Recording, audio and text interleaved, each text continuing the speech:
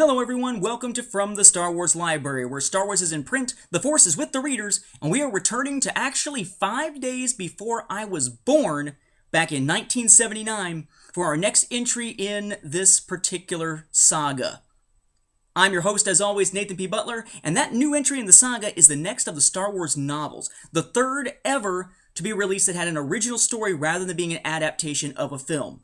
That book in question is Han Solo's Revenge by Brian Daley, released October 12th, 1979.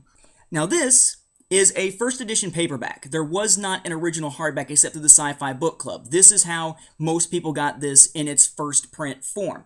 Nowadays, most of the time if you're going to see this, if it's not in one of those classic Star Wars new cover type versions, it's probably going to be in the pages of this, the Han Solo Adventures Omnibus, that was released starting back in 1992 and has seen subsequent reprintings. But however you get it, it's a second book in Brian Daley's Han Solo Adventures trilogy, not to be confused with Ann Crispin's Han Solo trilogy.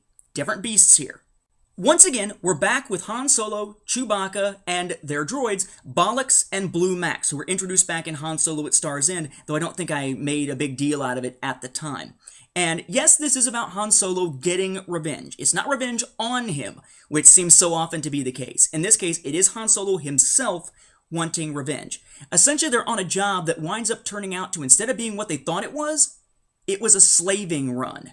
And Han is very morally opposed to slavery in any form. And that just cranks up the ire for him, and he decides that he's going to find out who set him up for this and who it was that arranged all of it, and he's going to exact revenge upon them on behalf of the slaves and on behalf of, well, himself and Chewbacca for being set up to be part of such a distasteful deal.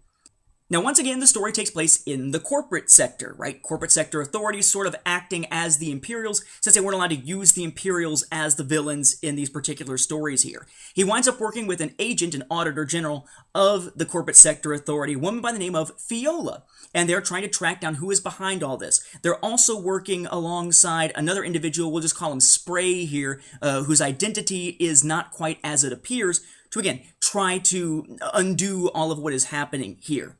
What's probably most notable about this story, I mean, it is a fun little story, a gunslinger type story, Han just going out to kick butt and take names, not a lot of overall impact on anything except, just a good Han romp. But it does introduce a character who will wind up seeing his child have ramifications later. A guy by the name of Galandro. Galandro is supposedly the galaxy's best gunslinger, and he is going to eventually go up against Han, but not in this book, in the next one. Han Solo and the Lost Legacy. But this sets up the rivalry between the two, and sort of opens the door for possibilities for future members of his family. Eventually, we will see one of them, Anja Galandro, many years later in 1998 in Return to Ord Mantell, and the subsequent 2 books that round out the last 3 books of the 14-book Young Jedi Knights series by Kevin J. Anderson and Rebecca Moesta, his wife.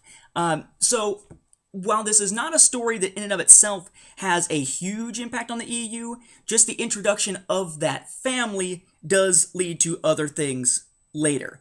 But it's not something where you really need to read the one to be able to understand the other or anything like that. It's not that close of a continuity tie. But it is still pretty cool to see something in 98 referencing back something from almost 20 years later in 79. That was pretty sweet. For those of us who have been reading Star Wars books for quite a while. Not really a whole lot to say about this particular book. I mean, it's solid, but it's not something that has a lot of oomph to it. You'll read it, enjoy it at the time, and then probably forget most of the plot points within a year or so. It's just kind of one of those types of books. Now, if you want to hear some good discussion on this, and I haven't mentioned this on the show before, I'm also part of what's referred to as the Star Wars Action News Book Club podcast over at swactionnews.com. It's supposed to be having new episodes coming out soon. We recorded all the way up through right before Shadows of the Empire. We recorded a lot of books in publication order, but just the books, no comics, for the most part. And those are being released slowly, or will be released slowly but surely in 2013 by Arnie Carvalho and the people over at Veganza Media. There were 5 episodes that have been released, and you can find them on swactionnews.com.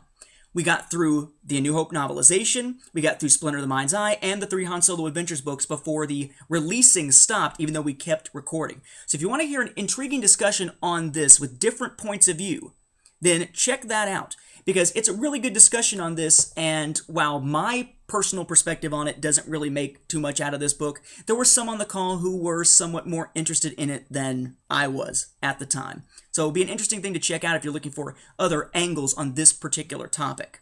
Also, be sure to keep in mind that very, very soon on Star Wars Beyond the Films, my podcast with Mark Herleman, we are going to be talking about Scoundrels, which is the closest thing to this feel of a book that we are going to wind up getting, at least it seems like, in the near future. But that will be held for that show, and eventually this show, when we finally catch up to 2013, when I'm probably 50 years old.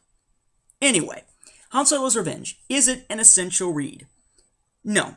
Now, if you're going to read The Lost Legacy, Han Solo and the Lost Legacy, you do need to read Han Solo's Revenge. Do you need to read Han Solo at Star's End to understand this? No, you do not. Do you need to read this to understand Young Jedi Knights? No, you do not. But it's nice. So essential, it's essential for Han Solo Adventures readers, but it's not essential otherwise. But it is a solid enough read. I like this one particularly better than Han Solo at Star's End, personally.